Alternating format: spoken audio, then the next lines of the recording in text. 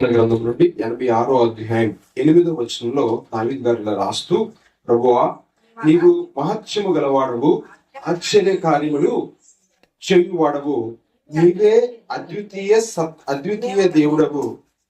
ప్రభువా దేవతలలో నీ వంటి వాడు లేడు, నీ కార్యములకు సాటి అనే కార్యములు లేవు.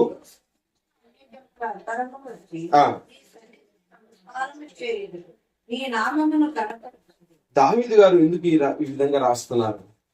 నీవే దేవుడవు, నీవే అద్వితీయ దేవుడవు, ప్రభువా నీవు మహత్యము గలవాడవు, ఆశ్చర్య కార్యములు చేయు దేవుడు. ఆశ్చర్యం నిజమే. సృష్టిని చూస్తే దావీదు గారు అంటారు, అయా నువ్వు కలుగు చేసిన ఈ సృష్టిని చూస్తే నాకు భయమును వణుకును ఆశ్చర్యం కలుగుతుంది అంటారు. నిజంగా నిన్న నేను ఒక మాట విన్నాను టీవీలో. అదేంటంటే శాస్త్రవేత్తలు కనుగొన్నారంట, సముద్రం కంటే ఎక్కువ నీరు భూమి కింద ఉన్నాడు. వాళ్ళు పరిశోధన చేసి చూస్తే భూమి క్రింద ఇప్పుడు భూమి 3 అంతలు దేంతో నిండింది? నీటితో నిండింది. దానికంటే ఎక్కువ నీరు ఇంకా భూమి కింద ఉందండి. అంటే నాకు వెంటనే అప్పుడు వాక్యం జ్ఞాపకం వచ్చింది. ఏంటంటే ఆదికాండము 1వ అధ్యాయంలో దేవుడు ఏం చేశాడట? నీటిని వేరుపరిచాడు. పైన నీరుంది, కింద నీరుంది. చూడండి ఆదికాండము 1వ అధ్యాయం 6వ వచనం చూడండి. మరియు జలముల మధ్య విశాలం కలిగిన ఆ జలములను వేరుపరచుగాక అని. ఏంటంట? ఆ జలములను ఈ జలములు. ఏ జలము? కింద జలం, కింద జలం, ఆ మధ్య విశాలం, అదే ఆకాశం. నిజంగా దేవుని సృష్టి చూడండి, పైన జలం, కింద జలం, మధ్యలో ఆకాశం. నిజంగా మనం చూసినట్టయితే 7వ వచనం కూడా దేవుడు ఆ విశాలం చేసి విశాలము క్రింద జలములను విశాలం మీది జలములను వేరుపరచాడు. విశాలము అంటే ఆకాశం పైన జలమును వేరుపరిచాడు, ఆకాశం కింద భూమి. ఎంత గొప్ప! దానికి ఏమని పేరు పెట్టాడు? 8వ వచనం, దేవుడు ఆ విశాలమునకు ఆకాశం అని పేరు పెట్టాడు. ఆకాశం పైన జలములు ఉన్నాయి, అదే వర్షంగా మనకి కురుస్తుంది. భూమి క్రింద జలం ఉంది, దీన్ని వేరుపరిచాడు. ఒకప్పుడు ఇదంతా ఒక్కలాగే ఉంది. చూడండి, అది కూడా మనం చూసినట్టయితే 2వ వచనం, ఆదికాండము 1వ అధ్యాయం 2వ వచనం, భూమి నిరాకారముగాను. ఏ జలము? అగాధ జలము పైన చీకటి కమ్మి ఉంది. అగాధ జలం, అగాధము జలము. ఈ అగాధ జలంని దేవుడు ఏం చేశాడంటే వేరుపరిచాడు. కొంత జలమేమో ఆకాశం వైపు వేరుపరిచాడు, కొంత జలం భూమికి వేరుపరిచాడు. ఒకప్పుడు ఆ జలం అంతా ఒక్కలాగే ఉంది. ఆ జలాన్ని ఏం చేశాడంట? వేరుపరిచాడు. ఆ పైనున్న నీటి జలము, కిందున్న నీటి జలం మధ్య ఏముంది? విశాలం ఉంది. ఆ విశాలానికి ఆకాశం అని పేరు పెట్టాడు. నిజంగా దేవుని కార్యాలు చూస్తే, అందుకే దావీదు ఇక్కడ రాస్తున్నాడు, నిజంగా దేవుని కార్యాలు ఎంత గొప్ప కార్యాలు అంటే అంత గొప్ప కార్యాలు, మన ఊహకు అందం. నిజంగా కన్యక గర్భవతి కుమారుని కనింది, అవునా?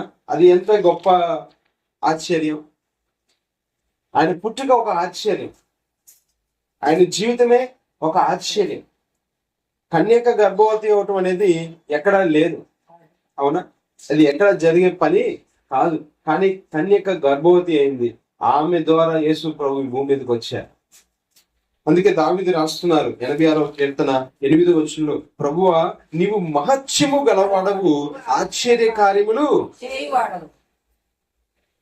మరి దాదాపుగా 12 సంవత్సరములుగా రక్తస్రావంతో బాధపడుతుంది ఒక ఆమె, అవునా? ఆమె ఎక్కడికెక్కడికో వెళ్ళింది, చాలా ప్రయాసపడింది. అక్కడ రాయబడిన మాట ఏంటంటే ఆమె దగ్గర ఉన్నదంతా ఖర్చు అయిపోయిందంట.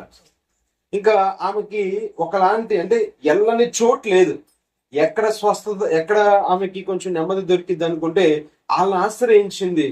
తన దగ్గర ఉన్న ధనాన్నంతా కూడా ఖర్చు పెట్టేసుకుంది.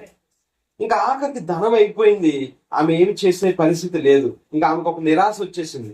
ఎన్ని సంవత్సరాల నుంచి? పాపం 12 సంవత్సరాల నుంచి ఆ వ్యాధితో బాధపడుతుంది, అవునా? ఆ వ్యాధితో బాధపడుతుంది. 12 సంవత్సరములుగా తిరగని స్థలము లేదు, ఆశ్రయించని మనిషి లేడు. తిరిగింది కానీ ఎక్కడా కూడా స్వస్థత దొరకదు. నెమ్మది అనేది దొరకల. ఆ జన సమూహము మధ్యలో యేసు ప్రభు ఉన్నాడు. వాళ్ళందరినీ దాటుకుంటూ వెళ్ళి ఆయన వస్త్రపు చెంగును మాత్రమే. అప్పుడు ప్రభు ఏమన్నాడు? నాలో నుండి మహత్యము బయలు వెళ్ళిపోయింది అన్నాడు. నన్ను ఎవరో తాకారు. ఆయనలో ఏముందట? మహత్యం, గొప్ప మహిమ ఉంది ఆయనలో. అందుకే ఇక్కడ రాస్తున్నాడు, ప్రభువా నీవు మహత్యము గలవాడవు. ప్రభు అంటున్నాడు, నన్ను ఎవరో తాకారు. ఎందుకంటే అంత జనాభాలో ఆయనకి తెలుసు ఆయన తాకింది ఎవరో. ఎందుకంటే ఆమె ద్వారా ఒక సాక్ష్యం పొందాలని చెప్పి అక్కడ ప్రభు మాట్లాడుతున్నారు, నన్ను తాకింది ఎవరో.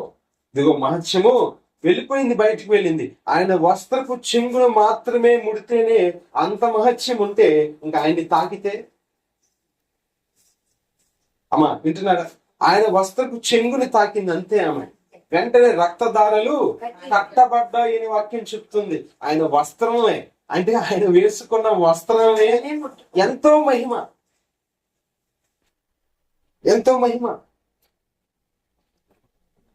అందుకని బహుశా మరి ప్రభు చనిపోయిన తర్వాత ఆ వ్యక్తి ఆ దేహాన్ని నాకు ఇమ్మని అడిగాడు. అతని పేరేంటి? కాదు, పిలాతు దగ్గరికి వెళ్ళి, రాజు అయిన పిలాతు దగ్గరికి వెళ్ళి, అయ్యా ఆ దేహాన్ని నాకు ఇమ్మని అడిగాడు. కాబట్టి అక్కడ మనం గమనించినట్టయితే ఆయన వస్త్రంలోనే ఎంతో మహిమ ఉంది. ఇంకా ఆయన ఎంత మహత్యం గలవాడో అర్థం చేసుకోండి. ఆమె తిరగని స్థలము లేదు, వెళ్ళని ప్రాంతం లేదు, ఆశ్రయించని వ్యక్తి లేడు. 12 సంవత్సరాలుగా తిరిగి విసిగిపోయింది. ఇంకా ఆఖరికి ఇంకా ఆమె ఒక డెసిషన్, అంటే ఒక నిర్ణయానికి వచ్చేసింది, ఇంకా నేను స్వస్థత పొందను అనుకుని ఆఖరిగా యేసు ప్రభు దగ్గరికి వచ్చింది. మనం ఎక్కడెక్కడ తిరిగినా ఎక్కడ ఏమి జరగవు. ఎక్కడికి రావాల్సిందే? ప్రభు దగ్గరికి రావాల్సిందే. మనం ఎక్కడికి వెళ్ళినా ఏమీ జరగవు. మన జీవితంలో మనం ఆశ్రయించదగిన వ్యక్తి ఎవరైనా ఉన్నారంటే అది మన ప్రియ ప్రభువే. అందుకే అంటున్నాడు, ప్రభువా నీవు మహత్యము గలవాడవు, ఆశ్చర్య కార్యములు చేయువాడు. ఒక స్వస్థతే కాదు, లేదా ఇంకొక కార్యమే కాదు, కానీ దావీదు గారు ఇక్కడ చెప్తున్న మాట ఏంటో మనం గమనించినట్టయితే చూడండి, 13వ వచనం, 86వ కీర్తన 13వ వచనం చూడండి. ప్రభువా నా దేవా, నా ఎడల నీవు చూపిన కృప అధికమైనది. దేవుడు చేసిన గొప్ప కార్యం ఏంటంటే పాతాళపు అగాధము నుండి నా ప్రాణమును తప్పించి ఉన్నావు. పాతాళపు అగాధము. ధనవంతుడు లాజరు ఇద్దరు ఉన్నారు భూమి మీద, ఇద్దరు బ్రతికారు, ఇద్దరు మరణించారు. ధనవంతుడు ఎక్కడున్నాడు? పాతాళంలో ఉన్నాడు. పాతాళంలో ఉన్నాడు. ఎక్కడికి ఎందుకు వెళ్ళాడు ఈ పాతాళ లోకానికి? చూడండి, యోబు గ్రంథము 25వ అధ్యాయం. యోబు గ్రంథము 25వ అధ్యాయం.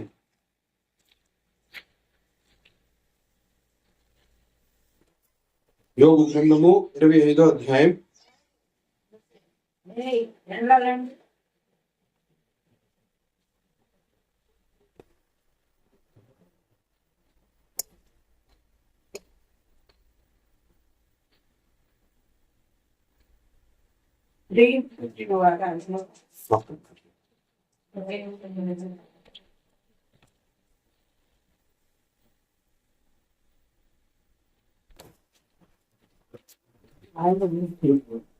ఇరవై నాలుగు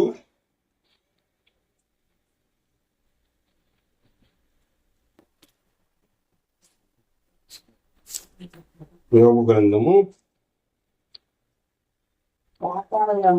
పాతాళము పాపము చేసిన వారిని పట్టుకొనును. 24:19.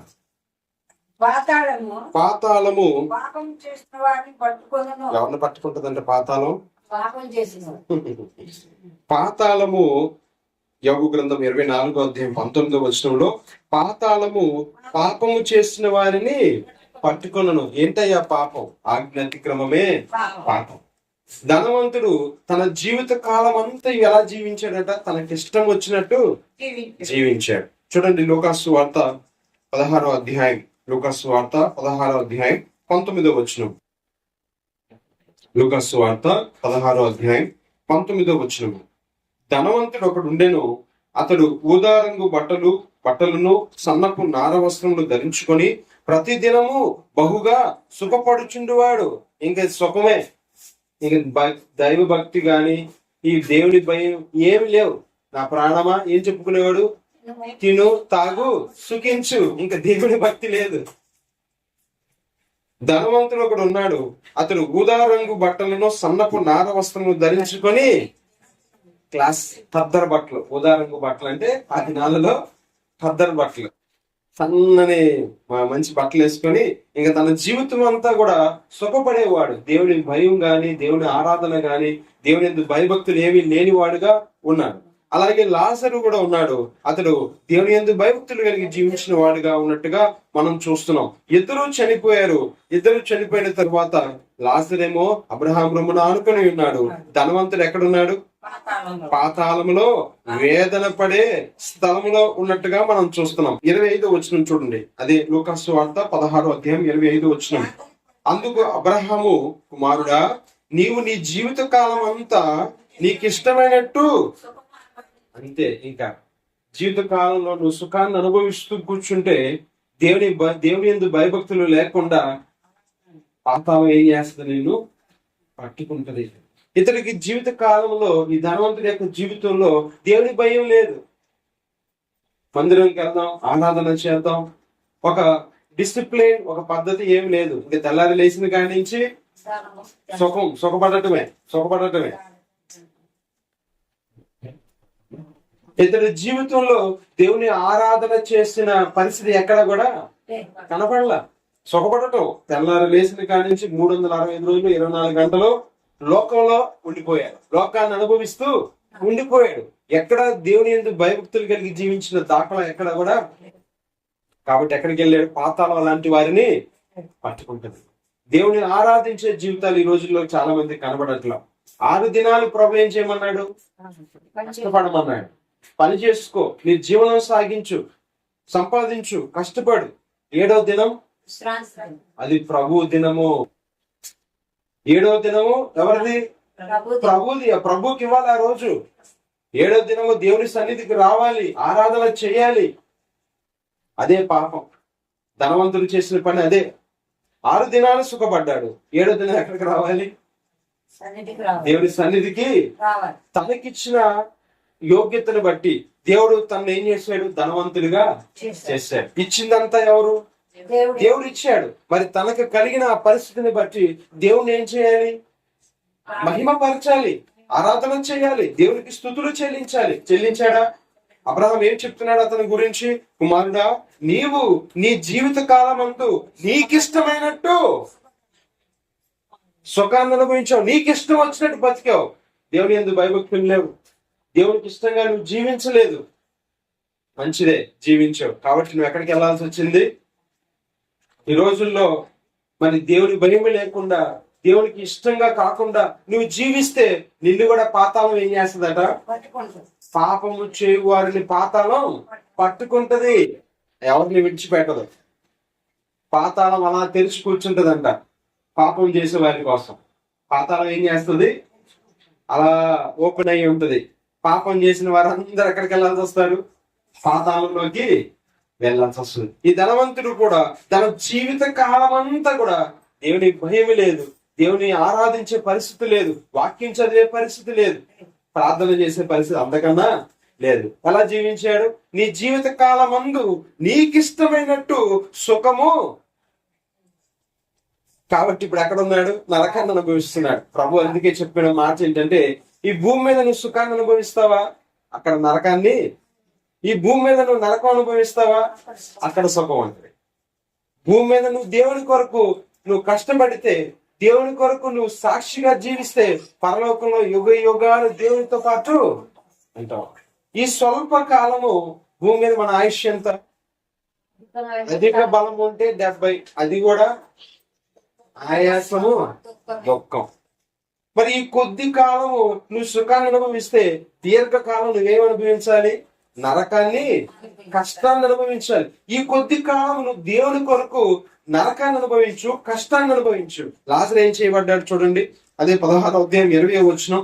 లాజరు అను ఒక దరిద్రుడుండెను, వాడు కురుపులతో నిండిన వాడై ధనవంతుడి ఇంట వాకిట పడి ఉండి అతని బల్ల మీద నుండి పడు రొట్టె ముక్కలతో ఆకలి తీర్చుకొని గోరెను. అంతేకాక కుక్కలు వచ్చి వాడి కురుపులు నాకెను. చాలా కష్టపడ్డాడు. ఎందుకు ఆ పరిస్థితి? దేవుని కొరకు నీతిగా జీవించాడు, దేవుని కొరకు సాక్షిగా నిలబడ్డాడు కాబట్టి ఆ పరిస్థితి ఉంది. ప్రభువే చెప్పాడు, ఈ భూమి మీద నిజ క్రైస్తవుడు ఎప్పుడు ఈ భూమి మీద సంతోషంగా ఉండడం. నిజమైన క్రైస్తవుడు ఎవడైనా ఈ భూమి మీద ఉన్నాడంటే వాడికి ఈ భూమి మీద నెమ్మది ఎప్పుడు పోరాటమే, ఎప్పుడు పోరాటమే. ఈ భూమి మీద నువ్వు సుఖంగా ఉన్నావు అంటే నువ్వు క్రైస్తవుడివి కాదు, ఏదో లోపం ఉంది నీకు సరి చేసుకోవటానికి. ఈ భూమి మీద నువ్వు సుఖపడుతున్నావు అంటే దానికి అర్థం ఏంటంటే నువ్వు క్రైస్తవుడివిగా బతకట్లేదని. అంటే అలా అని సంతోషాలన్నీ పక్కన పెట్టమని కాదు నా ఉద్దేశం. ఈ భూమి మీద యోబు గారు చెప్పిన మాట ఏంటంటే, ఈ భూమి మీద నరుని కాలం అంట యుద్ధకాలం లాంటిదంట. యుద్ధకాలం, మనం ప్రతిరోజు యుద్ధం చేయాల్సి వస్తానే ఉంటది. యుద్ధం చేసేవాడికి నెమ్మది ఉంటదా? సైనికుడు పహారా కాస్తా ఉంటాడు, వాడు ఎలా ఉంటాడు? ప్రతి క్షణం బిక్కుమంటూ ఉంటాడు, భయపడుతూ ఉంటాడు. ఎందుకంటే అపవాది శత్రువు లేదా ఎప్పుడు ఏ బాణం వేస్తాడా, ఎప్పుడు ఏ యుద్ధానికి వస్తాడని వాడు బిక్కుమంటూ ఉంటాడు, వాడికి నెమ్మది ఉండదు. మనం కూడా క్రీస్తు సైనికులం కాబట్టి ఈ భూమి మీద జీవించినంత కాలం మనకేముండదు? నెమ్మది ఉండదు. ఒకవేళ నువ్వు నెమ్మది పొందుతున్నావు అంటే నువ్వు క్రీస్తుని అనుసరించట్లేదని అర్థం. అందుకనే ఇక్కడ ధనవంతుడు ఉన్నాడు, తన జీవిత కాలం అంతా సుఖపడ్డాడు. లాజరు తన జీవిత కాలం అంతా దరిద్రాన్ని అనుభవించాడు. ఇప్పుడు దరిద్రాన్ని అనుభవిస్తున్న వాడేమో నెమ్మది పొందుతున్నాడు, సుఖాన్ని అనుభవించిన వాడేమో నరకంలో ఉన్నాడు, వేతన పడుతున్నాడు. అయ్యా ఒక్క చుక్క నీటి కొట్టి చాలు గొంతు ఎండిపోతుంది అంటున్నాడు. ఏమంటున్నాడు? నీ గోటితో, నీ చిటికెన వేలుతో ఒక్క చుక్క, ఇక్కడ లీటర్లు తాగేస్తున్నాం ఫ్రిడ్జ్ లో పెట్టుకొని కదా. కాబట్టి జాగ్రత్త. పాపము చేయు వారిని పాతాళం ఏం చేస్తుందట? పట్టుకుంటది. నన్నైనా నిన్నైనా ఎవరినైనా సరే. ఈ లోకంలో దేవుని భయం లేకుండా, దేవుని యందు శ్రద్ధాభక్తులు లేకుండా, దేవుని ఆరాధన చేయకుండా నువ్వు జీవిస్తే ఖచ్చితంగా ఏం చేయబడతావు? దేవుడు చెప్పిన మాట ఏమిటి? 6 దినాలు మనం కష్టపడమన్నాడు. ప్రభువే చెప్పాడు 6 దినాలు నువ్వు పని చేసుకో, 7వ దినం ఎక్కడికి రావాలి? దేవుని సన్నిధికి రావాలి, ఆయన ఆరాధన చేయాలి. ఆరాధన చేయకపోవటమే పాపం. ధనవంతుడు ఎందుకు నరకానికి వెళ్ళాడో తెలుసా? తనకిచ్చిన ఆస్తిని బట్టి, తనకి కలిగిన సంపదను బట్టి దేవుని మహిమపరచలేదు. రెండోదిగా తన ఇంటి వాకిట ఎదురు చూస్తున్నాడు ఒక రొట్టె ముక్క కోసం, వాడిని ప్రేమించలేదు. ఏం చేస్తున్నాడంటే లాజరు ఎక్కడ ఉన్నాడు? అతని 21వ వచనం, అతని బల్ల మీద నుండి పడు రొట్టె ముక్కలతో ఆకలి తీర్చుకున్న గోరెను, కానీ ఏమీ దొరకలా. నీకు కలిగిన పరిస్థితిని బట్టి నీ పొరుగు వాడిని ప్రేమించలేదు, అదే పాపం. యోహాను పత్రిక 1వ పత్రికలో రాయబడిన మాట ఏంటంటే, కనబడే నీ సహోదరుని నువ్వు ప్రేమించలేనప్పుడు కనబడిన దేవుణ్ణి ఏమి ప్రేమిస్తావు? సహోదరుని ప్రేమించిన వాడు ధర్మశాస్త్రం పూర్తి చేసిన వాడంట. అంటే ఎవరినైతే మనం ప్రేమిస్తామో, మన సహోదరుడా, మన రక్త సంబంధ, మన ఇరుగు పొరుగు వారు ఎవరినైతే మనం ప్రేమిస్తామో వాడు 10 ఆజ్ఞలు నెరవేర్చిన వాడే. మరి ధనవంతుడు ఏం చేశాడు? ప్రేమించాడా? తన ఇంటి వాకిట కూర్చున్న ఆ కురుపులతో ఉన్న, ఆ అనారోగ్యంతో ఉన్న ఆ లాజరుకి ఒక రొట్టె ముక్కని ఇవ్వగలిగాడా? జీవితం అంతా సుఖమే, ఎంజాయ్. ఈ రోజు లోకాలు చెప్తున్నాయి, ఈ రోజు లోకం ఏమంటుంది? ఎంతకాలం బతుకుతాం, ఉన్నంత కాలం తిని ఎంజాయ్, జాగ్రత్త, రేపు నరకాన్ని అనుభవిస్తాం. ఈ లోకంలో ఎంజాయ్ చేస్తే అక్కడే ఉంది యుగ యుగాలు మండే నరకం, అగ్ని ఆరదు, పురుగు చావదు. ఈ ధనవంతుడు నరకానికి వెళ్ళటానికి మొదటి కారణం ఏంటంటే దేవుడు తనకిచ్చిన ఆ పరిస్థితిని బట్టి, దేవుడు తను ఆశీర్వదించిన ఆ పరిస్థితిని బట్టి దేవుడు ఏం చేయలేకపోయాడు? ఈరోజు చాలా మంది అట్లాగే కనబడుతున్నారు. 100% మంది ఆరాధన చేయట్ల దేవుణ్ణి. ఆదివారం ప్రభు దినం, ఇది ఖచ్చితంగా మనం పాటించాలి. చూడండి, నిర్గమాకాండము 20వ అధ్యాయం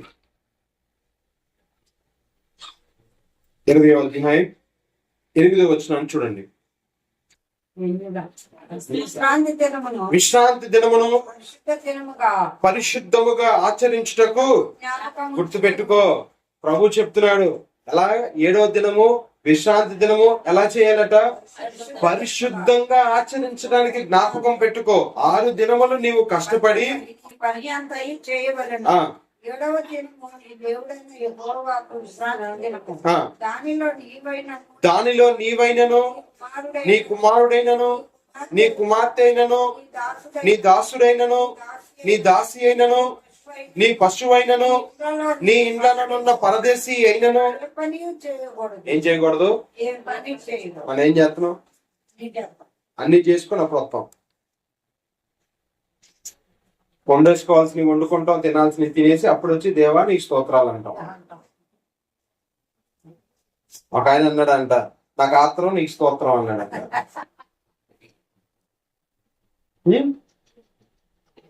అని వండేసి సర్దేసి ఉతికేసి ఆరేసేసి అప్పుడు వచ్చాయా నీకు స్తోత్రం.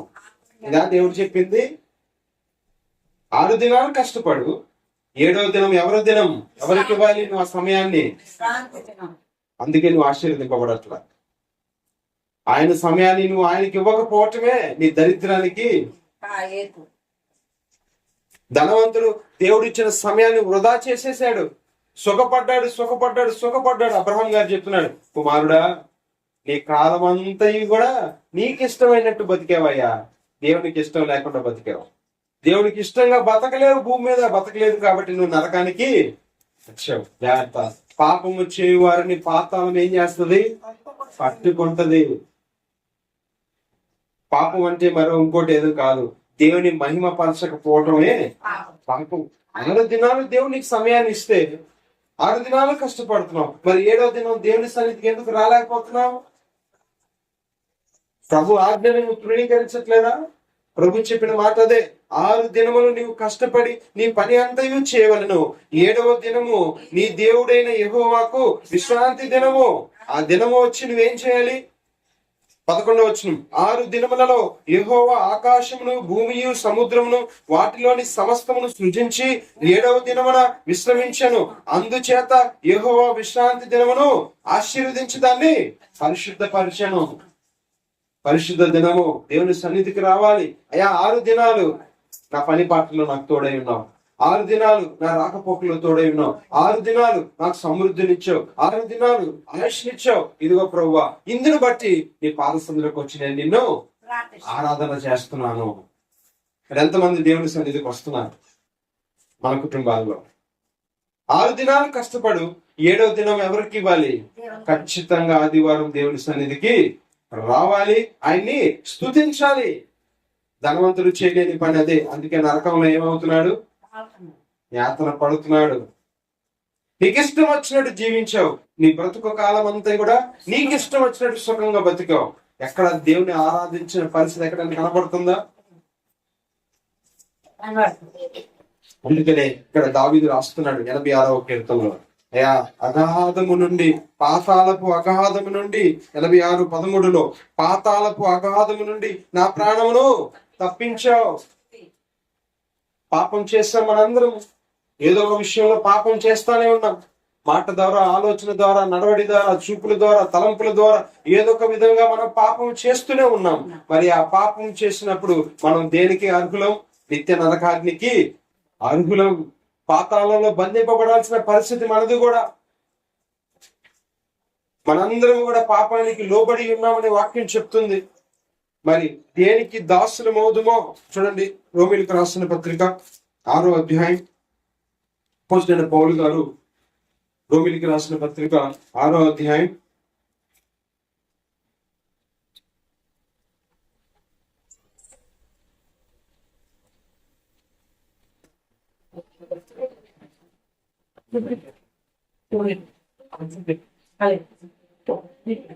దేనికి నువ్వు అప్పగించుకుంటావో దానికి నువ్వు దాసుడు అని ఉంటది.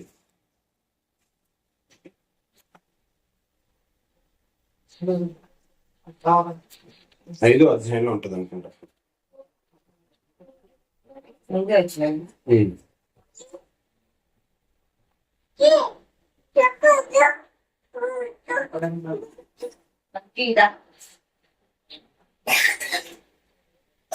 ఆరో అధ్యాయం చూడండి. రోమిలికి రాసిన పత్రిక 6వ అధ్యాయం 17వ వచనాన్ని చూడండి. 16 చూడండి. 6:16 రోమిలికి రాసిన పత్రిక 6:16. లోబడుటకు దేనికి మిమ్మల్ని మీరు దాసులుగా అప్పగించుకొందురో అది చావు నిమిత్తముగా పాపమునకే గాని నీతి నిమిత్తముగా విధేయతకే గాని దేనికి మీరు లోబడుదురో దానికే దాసులగుదురని మీరు ఎరుగరా? మీరు పాపమునకు దాసులై ఇంటిరి. ఒకప్పుడు దేనికి దాసులం? పాపానికి దాసులం. పాపానికి దేహాన్ని అప్పచెప్పేసుకున్నాం. ఈ కళ్ళు టీవీ చూడటానికి అప్పచెప్పేసుకున్నాం. ఈ నోరు తప్పుడు మాటలు మాట్లాడటానికి అప్పచెప్పుకున్నాం. ఈ దేహాన్ని తప్పుకు అప్పచెప్పుకున్నాం. ఒకప్పుడు పాపానికి దాసులం. మరి పాపానికి దాసుడైన వాడు దేనికి? పాతాళానికి వెళ్తాడు. పాపము చేయు వారిని పాతాళం ఏం చేస్తుందట? బంధిస్తుంది. పాతాళంలో బంధింపబడి ఉన్నాం మనం. 17వ వచనంలో మీరు పాపమునకు దాసులయించుడు గాని ఏ ఉపదేశ క్రమమునకు మీరు అప్పగింపబడుతురో దానికి హృదయపూర్వకముగా లోబడిన వారై పాపము నుండి విమోచింపబడి నీతికి. ఇప్పుడు దేని నుండి విడిపింపబడ్డాం? వాక్యం విన్నాం, ఉపదేశాన్ని విన్న మనము యేసు ప్రభుని అంగీకరించాం కాబట్టి ఇప్పుడు ఆ పాపం నుంచి విడుదల పొందాం. కాబట్టి ఇప్పుడు నీతికి దాసులమయ్యాం. నీతి అనగా క్రీస్తు, నీతి సూర్యుడు. నీతికి దాసులయ్యాం. అందుని బట్టి మనం ఏం చెల్లించాలి? ఇప్పుడు స్తోత్రాలు చెల్లించాలి. అదే రాస్తున్నాడు అక్కడ చూడండి. పాపము నుండి 18వ వచనం, పాపము నుండి విమోచింపబడి నీతికి దాసులైతిరి, ఇందుకు దేవునికి స్తోత్రం. ఎవరు విడిపించారు? పాతాళంలో బంధింపబడిన పరిస్థితి. ఒకప్పుడు ఈ దేహాన్ని పాపమునకు అప్పచెప్పేసుకున్నాం, పాపమునకు లోపరిచేసుకున్నాం. మరి పాపమునకు అప్పగింపబడినప్పుడు పాపానికి దాసుడైన వాడు పాతాళానికి కూడా దాసుడే. పాతాళంలో బంధింపబడిన పరిస్థితి. ఇప్పుడు దేవుని వాక్యానికి లోబడి యేసు ప్రభుని మన సొంత రక్షకుని అంగీకరించినప్పుడు ఆయన మనల్ని ఏం చేశాడట? విడిపించి ఇప్పుడు నీతికి దాసులుగా మనల్ని చేశారు. ఇప్పుడు యేసు ప్రభుకి దాసులం మనం. ఆయన శిష్యులంగా ఉన్నాం. ఎవరు విడిపించారు? విడిపించిన ఆయనకి మనం ఏం చెల్లించాలట? స్తోత్రము చెల్లించాలి. అందుకే దావీదు అక్కడ రాస్తున్నాడు 86వ కీర్తనలో. చూడండి, ముగిస్తాను. 86వ కీర్తనలో దావీదు గారు రాస్తున్న మాట అదే. 13వ వచనంలో, ప్రభువా నా దేవా, నా ఎడల నీవు చూపిన కృప అధికమైనది, పాతాళపు అగాధము నుండి నా ప్రాణమును తప్పించి ఉన్నావు. బంధింపబడిన పరిస్థితి ఒకప్పుడు మనది. పాపం ఏం చేసింది? మన అందరినీ పాతాళ లోకంలో బంధించేసేసింది. పాతాళ లోకంలో బంధించింది. బంధింపబడి ఉన్న పరిస్థితుల నుంచి యేసు ప్రభు వారు మనల్ని ఏం చేశారంటే తన స్వరక్తాన్ని ఇచ్చి మనల్ని విడిపించారు. కాబట్టి ఇప్పుడు ఆయనకి మనం ఏం చెల్లించాలి? 12వ వచనం చూడండి. 86:12 కీర్తన గ్రంథము 86వ అధ్యాయం 12వ వచనం. నా పూర్ణ హృదయముతో ఏం చెల్లించాలట? 6 దినాలు కష్టపడు, 7వ దినాన దేవుడి సన్నిధికి వచ్చి ఏం చేయాలి? పూర్ణ హృదయముతో, పుట్టి హృదయం కాదు. ఏం చేయాలి? పూర్ణ హృదయముతో. మార్కు సువార్తలో రాయబడిన మాట అదే. ఎలా ఉండాలి? పూర్ణ హృదయముతో, పూర్ణ వివేకముతో, పూర్ణ బలముతో, పూర్ణ జ్ఞానముతో ఆయన్ని మనం ఏం చేయాలి? ఆరాధన. పూర్ణ హృదయముతో, నిండైన మనసుతో, నిండు మనసుతో మనం ఆయనకి ఏం చెల్లించాలట? కృతజ్ఞతాస్తుతులు చెల్లించాలి. నీ నామమును నిత్యము మహిమపరచెదను. అయా పాతాళంలో నుంచి, అయ్యా నేను పాపం చేశాను. దావీదు గారు రాస్తున్నారు. దావీదు గారు అంటున్నారు, నేను పాపం చేశాను. పాపం చేసిన కారణం బట్టి నేను పాతాళంలో బంధింపబడి ఉన్నాను. నిత్య నరకాగ్నికి నేను పాత్రులను. నీ రక్తాన్ని ఇచ్చినను విమోచించావు. అయ్యా నా జీవిత కాలం అంతా నేను నిన్ను ఏం చేస్తాను? మహిమపరుస్తాను. నా పూర్ణ హృదయంతో నేను నీకు కృతజ్ఞతాస్తుతులు చెల్లిస్తాను. ఇప్పుడు మనం చేయాల్సిన పని అదే. పాతాళంలో బంధింపబడి ఉన్నాం. ధనవంతుడు అంటున్నాడు, అయ్యా ఇక్కడ యాతన పడుచున్నాను, ఇక్కడ యాతన పడుచున్నాను.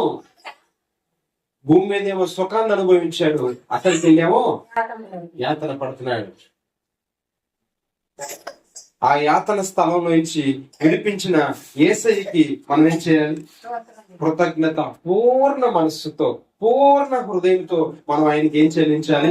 కృతజ్ఞతాస్తుతులు చెల్లించాలి. చేద్దాం, ఆరాధన చేద్దాం. ప్రభువా నీకు స్తోత్రాలు. పాతాళలో కొన్ని బంధింపబడి ఉన్నాను, నిత్య నరకాగ్నికి నేను పాత్రున్నయ్యా. యుగ యుగాలు బట్టి నరకంలో నేను ఉన్నాను. ఎందుకంటే నా దేహాన్ని నేను ఒకప్పుడు పాపానికి అప్పచెప్పుకున్నాను. ఇదిగో నన్ను విడిపించావు ప్రభావం, మీకు స్తోత్రాలు చెల్లిస్తున్నాం. 12 సంవత్సరములుగా రక్తస్రావంతో యాతన పడిందామే ప్రభు దగ్గరికి వచ్చింది, ముట్టిందంతే విడుదల పొందింది. అందుని బట్టి స్తోత్రాలు చెల్లిద్దాం. దేవుడు చేసిన ప్రతి మేలును బట్టి మనం ఆయనకు కృతజ్ఞతాస్తుతులు చెల్లిద్దాం. మన జీవితంలో ఏ మేలు కన్నా మరణం నుంచి విడిపించిన మేలే గొప్పది. అవునా? చాలా మంది చెప్తారు అన్ని దానాల్లో కన్నా అన్నదానం గొప్పదంటారు. మరి అన్నదానమే గొప్పదైతే ప్రాణదానం ఇంకెంత గొప్పది? అవునా? ప్రాణదానం ఎంత గొప్పది. నీ కోసం, నా కోసం తన ప్రాణాన్ని ఇచ్చేసిన ప్రభువుకి మనం ఇంకెంత కృతజ్ఞతాస్తుతులు చెల్లించాలి? నిండు మనస్సుతో, పూర్ణ హృదయంతో ఆయనకు కృతజ్ఞతాస్తుతులు చెల్లిద్దాం, ఆరాధన చేద్దాం. దేవుడి కొద్ది మాటలు మన వెనుకలో దీవించును గాక. ఆమేన్. ప్రభు వైపు చూస్తూ ఆరాధన చేద్దాం. ఎవరు అటు ఇటు తిరగొద్దు, అల్లరి చేయొద్దు. ప్రభు వైపు